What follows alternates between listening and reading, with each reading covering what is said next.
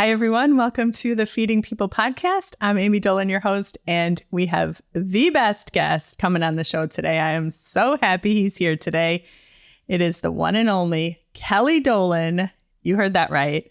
My guest today is my husband of 20 and a half years. He is a plant-based eater, and I am so happy to discuss this with him today on the show. Welcome, Kelly. Hi there. I would be lying if I said this didn't feel a little bit weird, although we have done this before. We did do this at least once before. So it's not that strange, but it's a little odd after producing as many episodes as we have this season to be actually on camera. But thank you so much for having me. I'm excited to have this conversation. I'm so happy to have this conversation with you. And yes, Kelly is also the producer of the Feeding People podcast. I always tell our guests, he's the one who makes us look good and sound good. So if you have enjoyed the video and the audio quality and the storytelling and the reels and all of it this season on Feeding People, that's because of Kelly. So you're the best, Kelly. I'm so happy you're here. Listen, it is 2 days. We're recording this 2 days before your 50th birthday. First of all, how does someone turning 50 have that great a hair? Is my first question. Come on. No. See, there's the 20 and a half years of marriage showing up, knowing just what to say. I'm actually desperately in need of a haircut, but at 50, I'll take the head of hair. Your hair has always been amazing since the day I met you, but I feel like it's just getting better the older you get, actually. Okay. It's just, anyway, we'll do our other show on hair another day. But, so it's 2 days away from your 50th birthday. We thought this would be such a fun episode to record as you're approaching 50 and thinking about not only the way that you eat, but also how that affects your mental health. And so we have so much to talk about today. First of all, how are you feeling about turning 50? I mean, I know, but tell everyone, how are you feeling? I feel good. I feel like, you know this better than anyone. When I turned 30, I had a little meltdown. When I turned 40, I had a little meltdown. Like, those were birthdays. The big milestone birthdays are not typically birthdays that I look forward to at all. And this year feels really, really different. I don't know what it is about turning 50. I feel like proud in a way that I've not felt before. Like just to have made it to 50, let alone just sort of like be who I am at 50. And I don't know. I feel like good and optimistic and reflective for sure, but mostly just good and happy. That's so awesome. I'm so happy you feel that way because, of course, I'm so proud of you and all the work that you have done, especially these last couple of years in your life towards health and growth, but also just for who you are. Like, I just think every year is such a privilege to live. And so that's why I think birthdays feel like so special to me, is because it's like, not everyone gets the privilege to live every single year and to grow older. And so, like, to be able to stop and reflect every year on your birthday, like, oh, another year, another privilege, another gift. And so I'm just so happy you're feeling that way, and you should be proud of who you are. And we are all looking forward to celebrating you this week. That's for sure. Come on. Thank you. All right. So I have got some questions for you today. We're going to talk about your journey towards plant-based eating and how that has affected your mental health. And I'm so happy we're having that conversation during May, which is Mental Health Awareness Month. Of course, you and I have done a lot of professional therapy and a lot of work to improve our mental health. We are strong advocates of feeling good and addressing your trauma and your grief and all the feelings. So we're going to talk about that. Listen, I want everyone to know too, obviously some of the answers to these questions, I know, this is my husband. But also, like, we didn't rehearse any of this ahead of time. We didn't have this conversation. And so I'm really looking forward to your answers too, and just getting to know you better and hearing more about what it is that you think on these topics. So I just wanted everyone to know where we were at. Some of this I'll know, some of it I won't. So let's go on this journey together, everyone. That's good.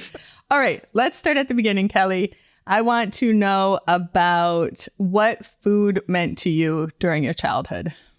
Yeah. I think for me, food growing up was it was just always available. I I grew up in a household where we always had food on the table, even like the leanest of times. I don't come from like a super wealthy family by any means, but we always had food on the table, or if there were struggles getting food to the table, I was unaware of them as a kid. So I think I was unaware of the privilege in that. I just didn't think about it in those terms. So I would just say like that's one of the ways that I was shaped by the way that I ate growing up, was there just was always food that was there. And I feel grateful for that, but also recognize the privilege in that. The other thing too was that there was always variety in what we ate growing up. Both my mom and my dad were both really, really good cooks. My mom did the majority of the cooking, but my dad was also a really good cook.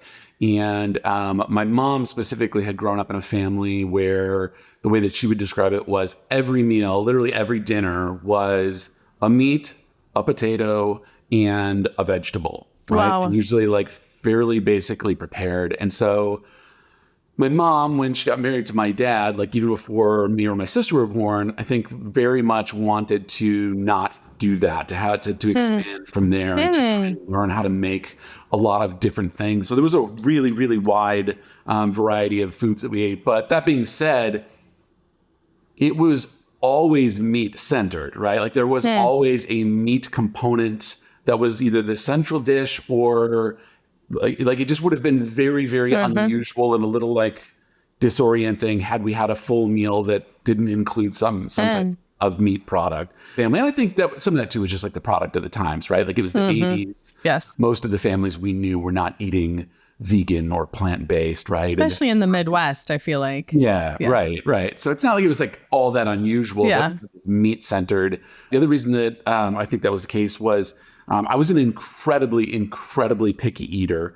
There was just a lot of things that I did not like the taste of, including most fruits and vegetables. So it was really a struggle for my mom and for my dad to get me to eat anything in the fruit and vegetable category. Food was really stressful in the family growing up. Although we had plenty, although there was a variety, when I think back to food and what it took to get food made, prepared on the table and get us to eat in a way that we were all happy and that my mom felt good about feeding everyone, that always felt, or in retrospect, feels like it was a very, very stressful thing. And again, my pickiness was part of that. There were a lot of jokes made over the years about, how picky I was and the different tricks and tactics they'd use to try and get me to eat new things or whatever. But my experience of it, and specifically looking back, is one of like stress and like a little bit of shame around it too, right? Like,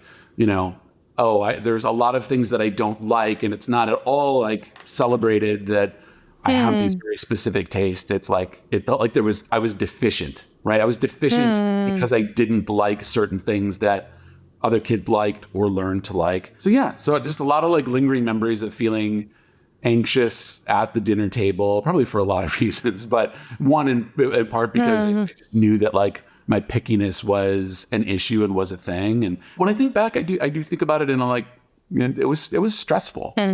Right, of course.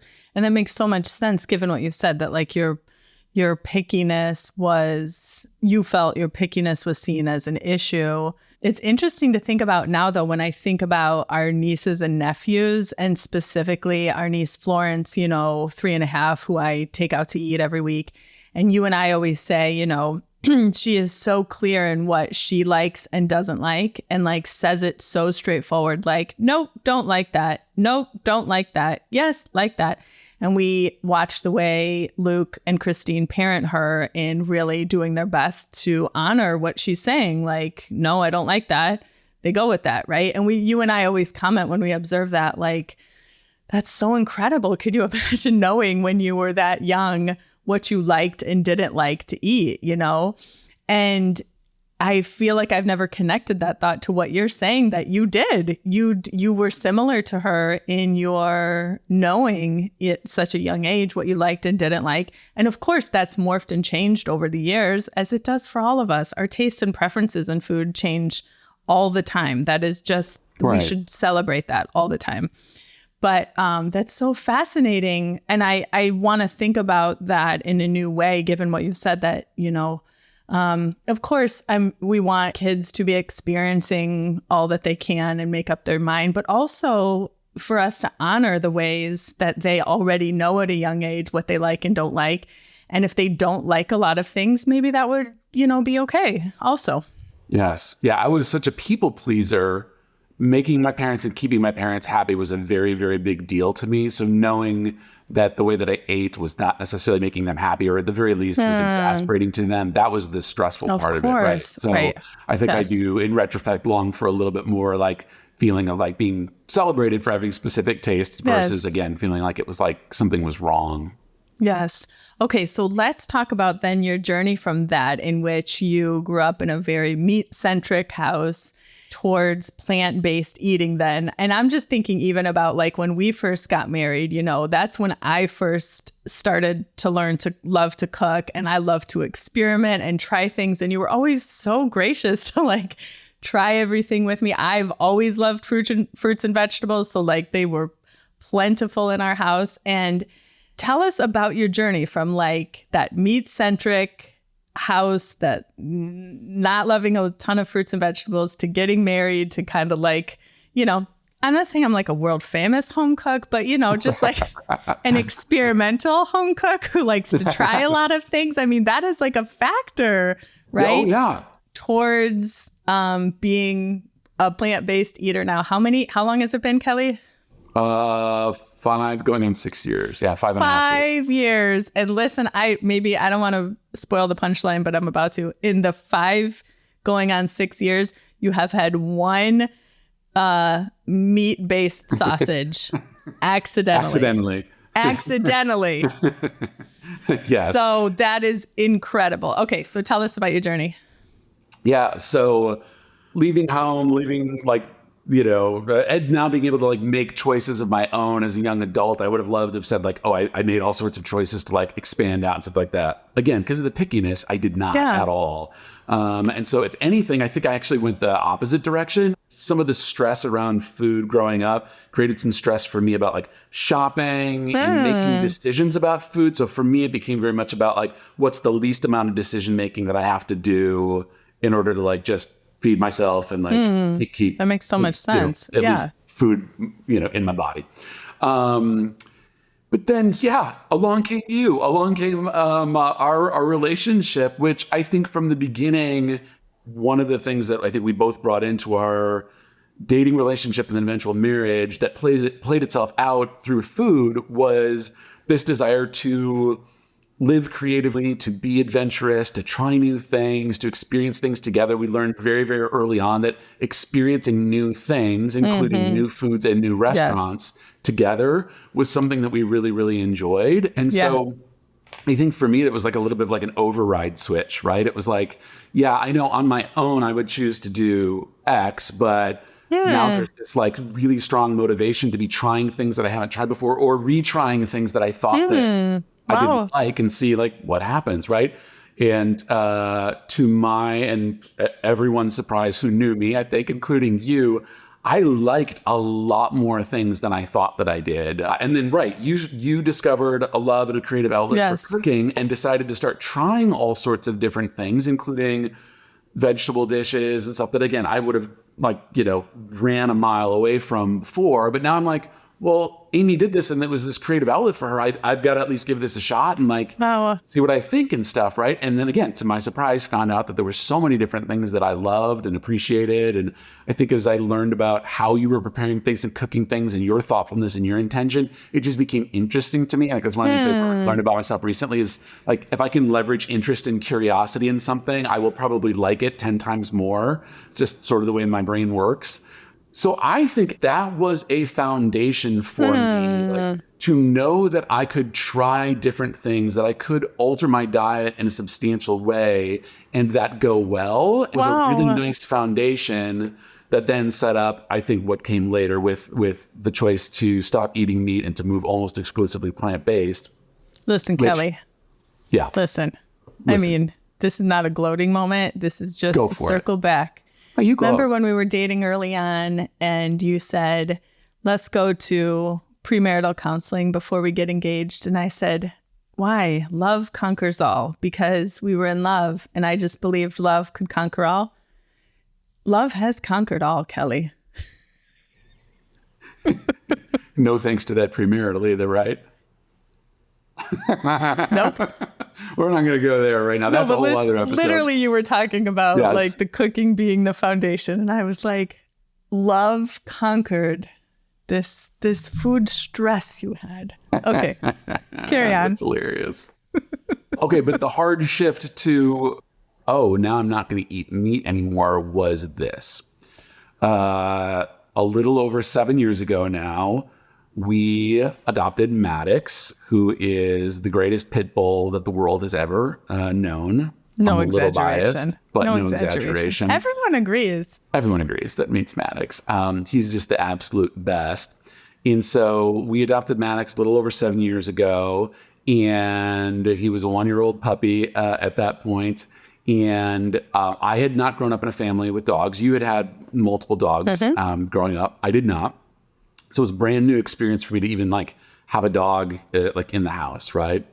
And I cried like every day or every other day that we had Maddox, that first probably month or month and a half.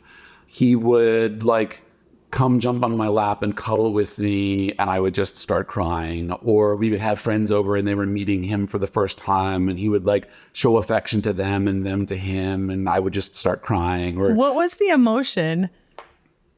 The emotion was joy. It was like joy and happiness, just that he existed. It was like, but yeah, that first month I was just overwhelmed. And it was like tapping into things that I feel like I'm still struggling to like describe, right? Because I did not consider myself an animal person, animal lover. Like it wasn't like I was like, you know, just enthralled with animals. At first it was just, oh my goodness, this creature, this amazing dog that lives in our house that seems to instantly love us and love him.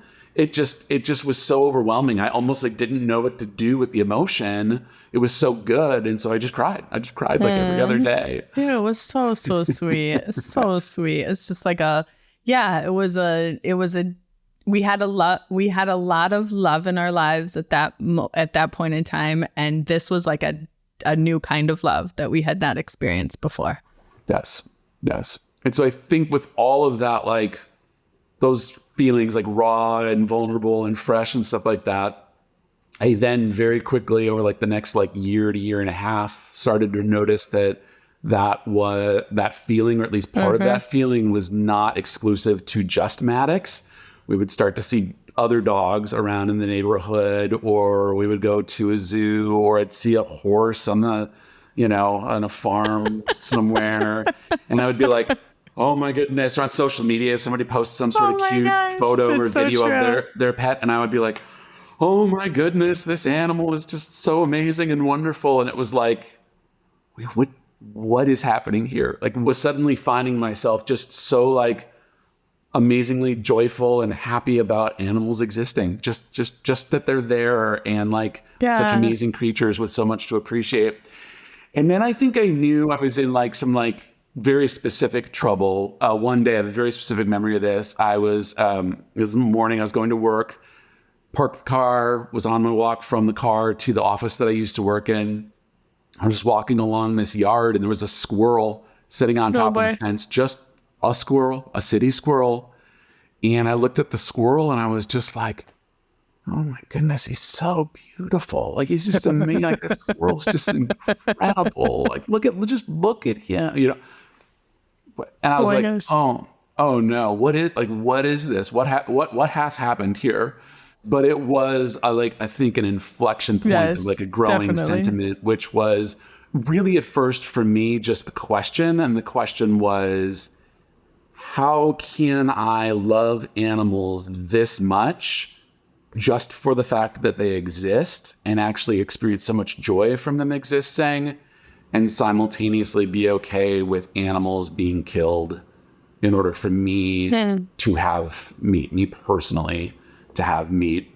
to get to a spot where I couldn't answer that question for myself. And it wasn't a question I was asking anybody else to answer for themselves. It was just about, and it still is, exclusively about me. And it was, how do I answer this question? And I just was like, I can't reconcile for myself how I can love animals this much and still be okay with killing animals, having animals killed for the benefit of me personally, eating meat. And so I just stopped. One day I was literally at a burger place here in Chicago by myself, just having a burger one day, Sunday afternoon. And I went, this is the last, maybe not forever, but for a long time, I think this is going to be the last meat that I eat. So I took a photo of it. I still got the photo, like the half-eaten burger. And then the last time I had meat, except for, again, the accidental eating of what I thought was plant-based sausage, but was not on a holiday one morning. But that was it. Thank you for sharing your story towards that. It's been such an incredible journey to watch too. I mean, you were so like clear on how you felt and what you wanted moving forward. It just feels, like sometimes people, okay, so I also, like, when you gave up meat, I was like, great, I'll do this with you, and tried it. And it wasn't right for me for, it was good for like, I maybe did it for like a month or 2 months or something like that. And then I was like, I really need some chicken and some salmon. Those are like the main things to me. I don't need a ton of them, but it's still, I needed some of that with mostly like vegetables and grains and things.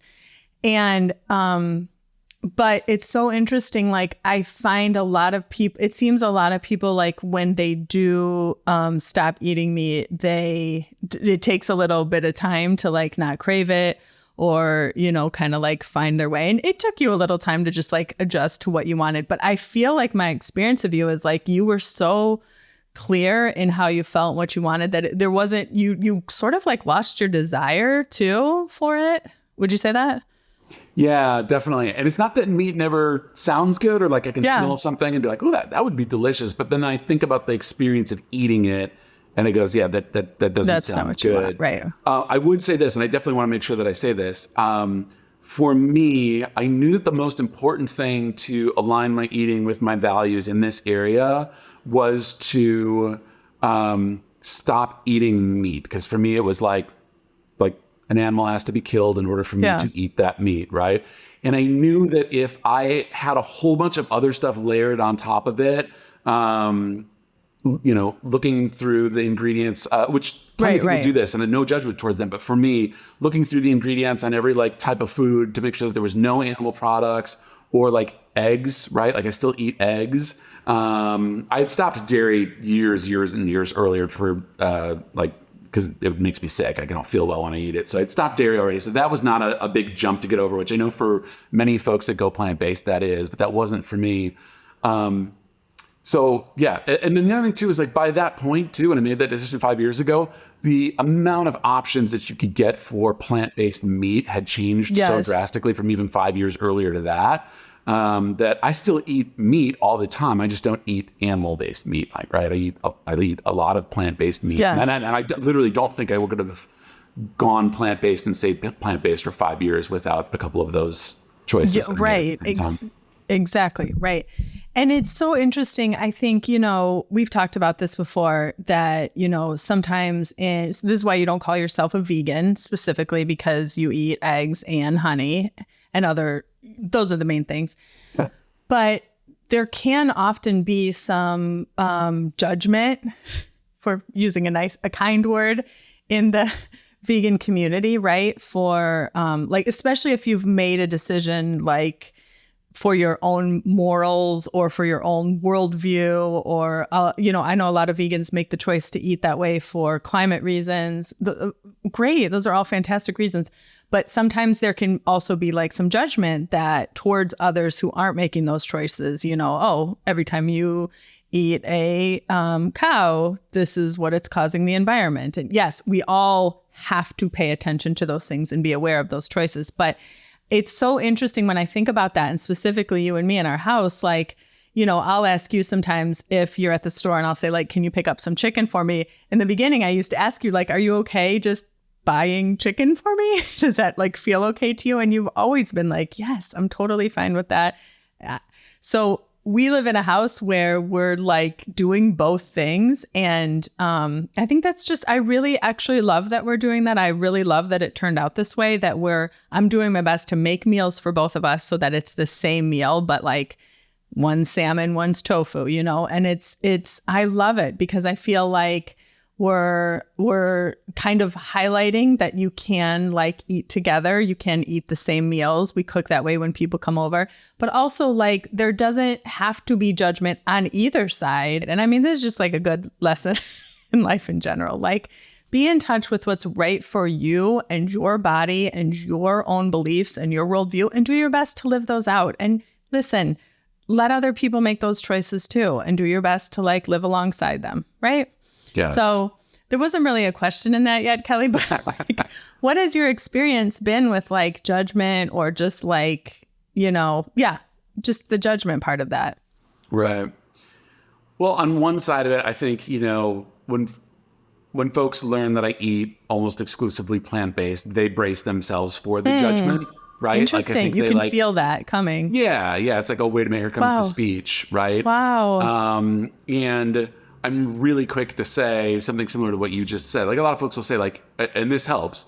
Was it a moral or ethical choice? Is that why you went? Yeah. And I said, no, not at all, because both of those things to me imply like a universal right or wrong. Yes. And I just think one of the things that's like most damaging to how we think about food in general right now is the moralization of food, like attaching morals to specific food choices without like any nuance to like what is actually right for people and their own bodies and their own choices and their own contexts. Yes. So same for me. I've never once been, and I respect people. I really have I hold space for people who eat plant-based and who are really, really adamant about wanting to help others learn as much as possible so that they too might make that choice, because that passion drives them to do it. So I hold space for that, and I appreciate the role that they play. For me, it has always been about what are my values as it relates to animals, and how does my choice to not eat meat help me align with that value? I love that. Then on the flip side, I would say I haven't experienced wild amounts of judgment. I know that there are folks that, depending on family of origin, depending on like spouse or partner or friend group, like they could experience quite a bit of the sometimes like judgment or family shame. cultural traditions. Oh yeah. And I haven't experienced that, but there's certainly been plenty of moments where there's everything on a spectrum from, someone just saying something that's so like raw and unfiltered, which is like, oh my gosh, I'd be so freaked out if I didn't eat meat at every meal. Yeah. Right. Like they just worry about what that would mean for their health, right? If they didn't eat meat. So all the way from that to, the doctor who I'm not talking to as a doctor, I'm meeting as a friend because they're a mutual friend of someone.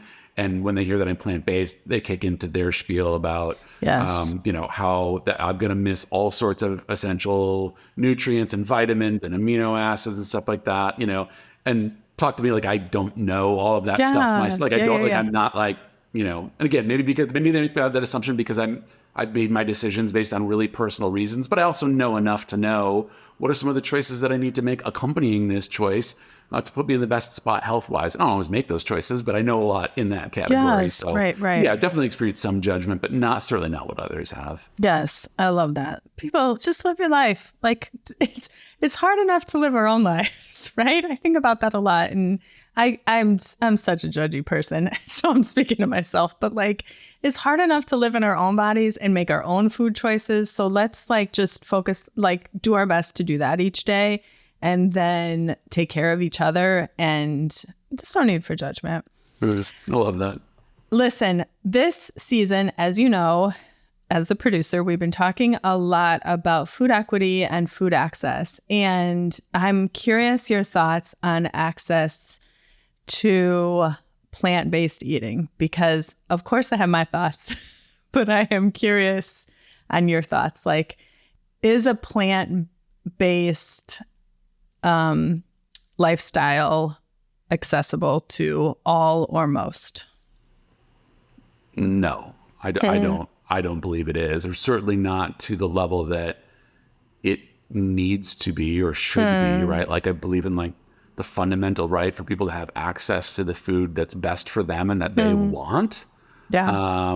And we can look all over, and you only have to listen to one episode of this season, let alone all of them, to realize there's just so many spaces and communities and people where that's just not happening at all. So I would say, like, as part of a much larger fundamental problem with the way that we think about, talk about, and approach food, no, there's not equitable access to the things that would allow for people, if they wanted to make a choice to live predominantly plant-based. It isn't to say that there aren't increasingly becoming more accessible options, but, and this gets back to what we were talking before about, like, moralizing and saying, I think one of the things that, like, just drives me up all these days is, like, the media and influencers specifically purporting that there is a way for everybody to eat. Like, there's this universal way that if we just all would eat this way, it would solve all your physical problems and solve the world and, global problems. And it's like, that breaks down really, really fast, because if I say, oh, you really need to eat a diet almost exclusively of whole grains and fresh fruits and vegetables, that means something totally different to somebody who lives next door to a Whole Foods and has the means by which to shop there every day or every week, and someone who lives in an area where they don't have access to fresh fruits and vegetables. Come on. So right there, just like in and of itself, that's one thing. It's like, how could we talk about food in a way that's like this universal way of things? Comes from my perspective, such a place of privilege, because so often the way in which people are saying, if you want to eat clean, if you want to eat the right way, it's typically a way that requires a fair amount of financial resources and a fair amount of access to certain specific kinds of foods, if not an actual, like, subscription to somebody's food program, or you know what I mean? Now you're just going all the way, Kelly. Sorry. Thanks for my TikTok. I love it. I love it. You're going all the way, and I love it. Oh boy. Food influencers who tell us there's only one right way to eat, and that right way is their product. Yep. You saying that just made me remember this. When you first went plant-based, and I do most of the grocery shopping, and I just totally assumed that our grocery bill would come way down because I wouldn't be buying meat or as much meat as I used to. And it didn't. And I feel like every week at Trader Joe's, I was like standing at the cash register, like literally going through all beans, vegetables, tofu. I just couldn't. It did not compute in my brain why the price wasn't significantly coming down. And especially right now I can feel it so much, as everybody can, because grocery food prices are astronomical. But I cannot believe how large our grocery budget is, buying mostly vegetables, mostly grains, and mostly plant-based tofus and meats. And I do know the plant-based meats are a little more costly, but still, like, it's outrageous to me. And so, of course, every week that makes me think about how people, how everyone has access to, because this is really, really hard. It's really expensive. And I've been, as you know, I've been doing a lot of research lately into the history of food pantries and the ways that food pantries operate in our country. And I've been learning so much about how there aren't many plant-based options at food pantries besides vegetables and fruits, which are great, but like don't always make a whole meal for a lot of people. Correct. So this is such a great conversation. I know a lot of people way smarter than us are talking about this, and I'm anxious to talk more, but it's so important to think about, right, as we're all making choices for how we want to eat and how we want to live, and how that access is equitable for everyone, because it's choice, right? Like, it's just always choice. Everyone should have access to their choices. And this is not an area that is totally there. No. Okay. I want to make sure that we touch upon mental health, because it is Mental Health Awareness Month. And I have had the privilege of seeing you walk your mental health journey firsthand, and it's been the most beautiful thing. How would you describe the choices you've made in eating and the way that it connects to your mental health? Yeah. this is a great question. And actually, I feel like a pretty hard one for me to answer. Not that I don't have a lot of thoughts about it, but it's hard for me to answer like in the concrete, right? Like just to say, oh, here's exactly how it's helped me. Not because I don't think that eating plant-based for me has made a huge difference to my mental health. It has, and I can speak to that. At the same time, I feel like it's just one factor in like a really like early stage for me of thinking much more like broadly and holistically about how I eat and the way that it affects my mental health. So I have had all sorts of mental health struggles and challenges over the years, all the way from the time I was a young kid. Anxiety and complex PTSD being, near the top of the list, as well as a whole bunch of other things. And I've been in trauma therapy for the past 5 years, go almost every week to see a trauma therapist to address a lot of the stuff that has driven the stuff that I just mentioned. And that's about the same time as I've been eating plant-based. Like those decisions to like go plant-based and to then start seeing a trauma therapist are pretty close like together. And I'm sure if I thought about it, are linked in some way. So because of that, it's hard for me to specifically say, oh, I feel better mentally or I have better mental health because I've gone plant-based. I wouldn't be able to like sort it all out, nor was I tracking it in a meaningful way that I would be able to like say that. But what I can say is this, which is, the decision 5.5 years ago to stop eating meat, which previous to that point had seemed unthinkable to make that drastic of a shift in an everyday activity in my life, I think opened up like a window for me of, oh, well, if I can do that and do that not only successfully, but in a way that actually like is helping me live more closely with my values and making me feel better about just the way that I'm making choices in this area, what else, right? Like what else is out there? What other decisions might I make that could also support me in the ways that I want to support myself? And so that decision paired with all the things that I've, been learning and experiencing in therapy, and then specifically over like the past year or two, have led to a place of making some really, really big additional decisions about how to address my mental health that, again, I previously would have not, like if you'd have said to me like, hey, you're going to make this decision at some point in your life and it's going to be a tremendous change in the way you address your mental health, I would have been like, there's no way that's happening. There's no way I'm doing that. Mainly because I just couldn't do that. But in retrospect, I really wonder how much, I'm curious. I think that making a large decision related to my health and my behavior set some sort of foundation for me to be able to make progressively what I think are, for me, have been harder and more difficult choices for myself, for my well-being, and for my mental health. And then, like I said, I feel like I'm just like on the front end of it now. I feel like there's just research by the day. I'm reading stuff that's about the way that eating food helps me and others like me with anxiety and complex PTSD and ADHD and other things, like how it can actually be like a substantial help to improving mental health. And for me, that's bringing like incredible amounts of excitement and hope. And again, like I said earlier, leveraging that curiosity, because if there's still so much to learn, the ways that we eat or the way that I can eat that's going to support increased mental health, I'm in, right? Like I just want to learn everything. I want to like just research it all, experiment with it, get curious and try more. So, all that to say, the choice to eat plant-based definitely played a substantial role. One, again, that I think is a little bit hard to measure, but I feel like I'm just still on the very, very front end of that journey.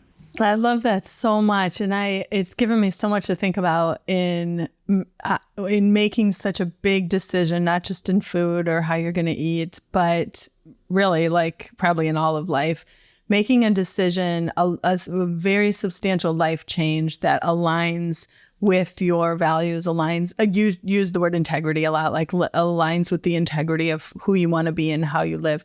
And specifically like how you keep making that choice every single day, year after year, how that just fuels more and more of that, like more and more of your own agency or more and more of your own choice more and more in touch with who you are and how you want to live that out. And I just love that concept so much. It's really nice to think about, Kelly. That's also, I don't like if I've thought about it that specific way. Okay, this has been so much fun. I'm so curious, what producing Feeding People this season specifically, as we've had such a strong focus on food equity and access. How has this affected you? Like, what has this meant personally to you this season? Yeah. It's meant everything. I mean, it sounds like such like overstatement, but like, I think when you and I decided to relaunch the show back in January, I had no clue just how different this season was going to feel than previous seasons. I think you had a much better sense of like, because you just knew where things would go, and the folks that we would have on this season and the conversations and the way that they'd be different, the way that they'd be similar, but also be different. I'm challenged every week in ways that I've never been challenged before to think about food and about my own eating decisions and food purchase decisions. But then also about like, the ways in which I can help and we can help in the decisions that we make individually and together that either help or hurt that overall cause of creating greater accessibility.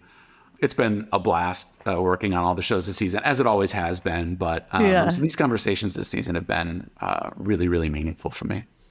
It's been so fun to work on the show with you this year. Obviously, this is like my passion and what I want to talk about all the time. But you as a generalist are just like the perfect partner, because you just are curious and interested and will research whatever, any topic anyone is interested in your life. And that's what makes you so great to be with. But specifically this season has been so fun to just watch all of those things come alive for you.